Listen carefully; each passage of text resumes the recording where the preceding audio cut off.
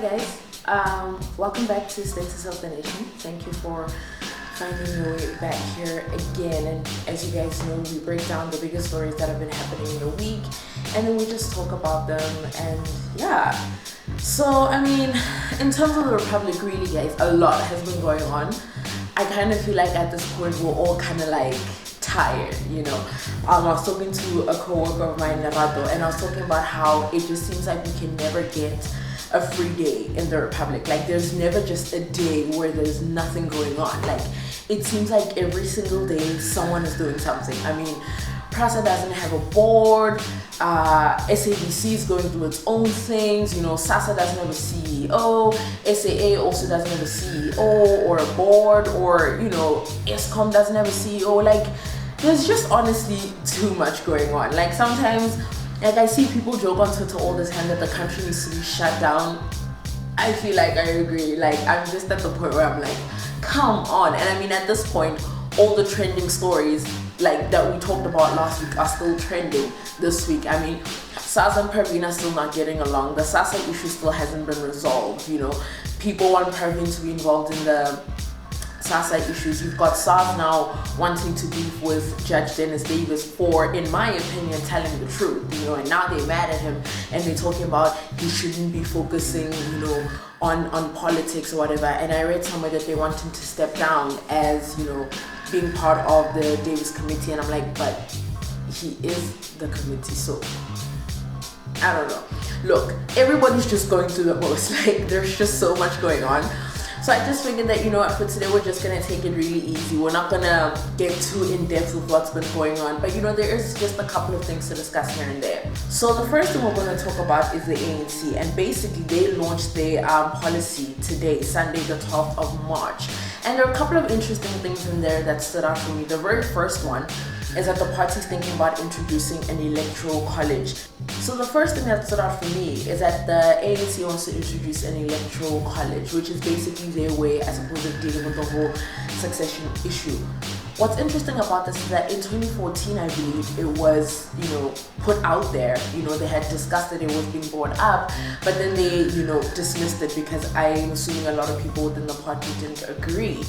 I believe it was Gwede Mantashe in 2014 who basically said that the ANC is a democratic organization, you know, and that branches nominate people, and that there isn't any electoral college that picks people based off of their CV. So this was in 2014 when the whole thing was kind of set aside, where they were like, they're absolutely not going to be doing this. So with it being brought up, basically, is to say that branches are going to nominate people, and then the electoral college will decide whether or not they feel like this person is suitable or the right candidate. And if it works the way we all know the American system to work, it means that someone within branch level could win the quote-unquote popular vote and still not get the nomination if the electoral college doesn't agree. I don't know how this is gonna work, but we'll see. Another interesting thing that they talk about is that they want to reduce the size of the NEC.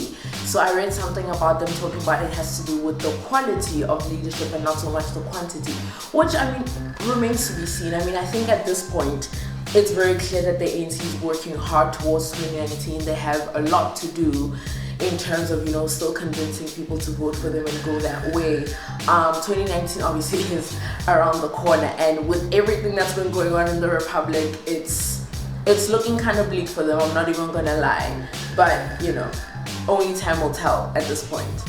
And I mean, per usual, people just feel like, you know, it's ANC with their words again, you know, like they say these things often. I mean, these aren't the only two things, obviously, but they were the two things that I found really interesting in the whole thing. I mean, it's a long document, and, you know, maybe we'll talk about it sometime next week, but I don't know, we'll see. Maybe it's just words, maybe it's not, but 2019 is becoming very real, apparently, to the ruling party, so time will tell. Speaking about 2019, the DA has officially launched their campaign, I suppose, for 2019, and they are going to be running under the banner #Change19. That's basically what it is. It's a vote for change, is what they're calling it. Didn't Barack Obama do something like that? I feel like he did something like that during, you know, his election. I'm not quite sure. But anyway, so they launched this in Atteridgeville in Pretoria, I want to say in the week or sometime during this weekend. So it was officially launched. and that's what they're doing. They're working hard towards 2019, and I suppose this is it. The bets are open. It's been cracked wide open, and now it's the time for the campaigning and for the everything else to begin. I mean, this is the same DA that sometime in the week they were going on about save our grants or protect our grants or something like that, which is very interesting to see from them, because a lot of people believe that the DA has policies that are not pro grant. Depending on who you talk to, they feel like their policies are not pro grant. It almost seems like now that this specific thing is not going right, of course you guys are gonna jump on it and be like, protect it and so on and so on. I mean, people say this all the time, that they feel like the DA is very reactionary in terms of what they do, and you can't exactly pinpoint what it is that they stand for, other than saying we're not going to be like those guys. I don't know, man. I feel like it's here. We're starting already, 2019. All roads lead to it, and I think for the very first time for me, I am absolutely entertained, because I cannot wait to see how this whole thing turns out. I really can't. Let's talk about America real quick. You guys remember the whole travel ban that Donald Trump had going on, and that they were going to revise it and there was going to be a new one. So basically the new one is coming out. It's going to be implemented March the 16th, and there are a couple of changes on it. So the very first obvious change is that Iraq is no longer on the list, because remember there were 7 countries and now there's going to be 6. Iraq is no longer going to be on the list. Second thing is that it's going to be dealing with new applicants only. So if you have a visa already and you're from one of these 6 nations, you're not going to be, kept from coming into the US. So it's basically for people who will be doing new visa applications. Another different thing is that if you've got a green card or you've got dual citizenship, you're going to be exempt. So the third difference is that if you've got a green card or you've got dual citizenship, you're going to be fine. So if you've got citizenship in the US, for example, and in another one of these 6 countries, you're going to be okay. Those are some of the changes. Obviously, the whole thing still sucks. I feel like we all agree that just because, these little changes have been brought in, it doesn't mean it's any great. But that's kind of what the US has got going on. I mean, they also just have a lot going on over there. I think everybody's just going through the most. Honestly, everybody is seriously going through the most. And I don't even know. I feel like we need a reset button. Maybe everybody needs to take a nap. I don't know what is going on, but we're going through the most. So because, I don't want to talk all politics in this one, I just thought I would mention a couple of other interesting things that are happening in South Africa. By now, I'm sure you guys have heard that Black Coffee is working with, some little artist called Drake on his new album called More Life. So basically, Drake is going to be doing a remake or a remix, if you will, of Black Coffee's Superman. Like, that is a big track here. We all love it. And I'm just like, look at Black Coffee, just being so gracious, and opening his heart and giving away his talent to, these artists or whatever. And Drake is very lucky, honestly, to be working with Black Coffee. I mean, Black Coffee is just so great. Just blessing the children. I mean, if it's not Drake, it's Alicia Keys. Just doing big things. All I'm saying is that Drake better not mess this up, because this track, it's a banger, and everybody loves this track, so he better not mess it up. So, am I excited for More Life? Not really.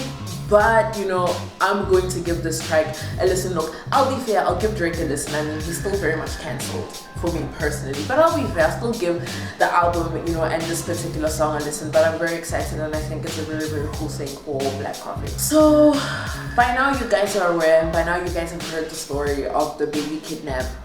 And baby Siwapiwe is back home, she is safe, and I think everybody's just relieved. Because I remember when the story broke, literally everyone was in a panic. People were so panicky, people were so scared, people were so heartbroken, and everybody was really worried about this 1-month-old baby girl. But she has been found, and all the drama aside and all of that aside, because wow. But bottom line for me anyway is that this little girl has been found and that she's safe.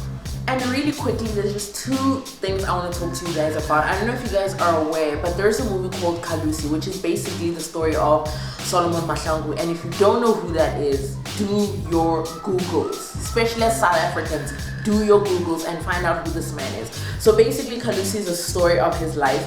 I want to go see this movie. Everybody who's seen it raves about it and says it's really, really great. I'm excited to see the movie. And another thing that excites me is that, like, you know, it's an African story told by Africans. You know, there aren't a bunch of American and British actors in it. It's our story told by our people. I'm very excited. So if you guys have a chance, go out and go see it, support this film, support local, learn about your history, learn about, you know, some of the great people in this country and what they have done to actually bring us to this point. So I personally am excited and I can't wait to see it. Another thing that I absolutely want to see is Sarafina. It is back in State Theatre and the opening was a couple of days ago. So from what I read, they basically say it's going to be shown every Sunday at 3 p.m. State Theatre in Pretoria. Also have been hearing great reviews about it. Obviously, by now, most of us, if not all of us, have seen the movie. So I am so excited to basically see it on stage, and I am going to be, you know, convincing my friends to go see it. I mean, I don't think I have to convince them that much because my friends, much like me, we are all likers of things, you know. Like April 8th, the PIA tour, we have our tickets. We're very excited. Like 20 of my friends and I were going. It's gonna be epic. But yeah, guys, that's pretty much the status of the nation. You know, I didn't want to go too deep into all the shenanigans of everything else that's been going on. Just to touch on some stories here and there, you know, talk about other really fun, cool things that we have happening in the country right now, and just to say, you know, we all need a breather, we all need a bit of a rest, a bit of a break, but you know, it's still just March. There's a lot that can still happen, and yeah, but anyway guys, make sure you thumbs up this video, please comment and subscribe to the channel, and thanks for watching. Bye.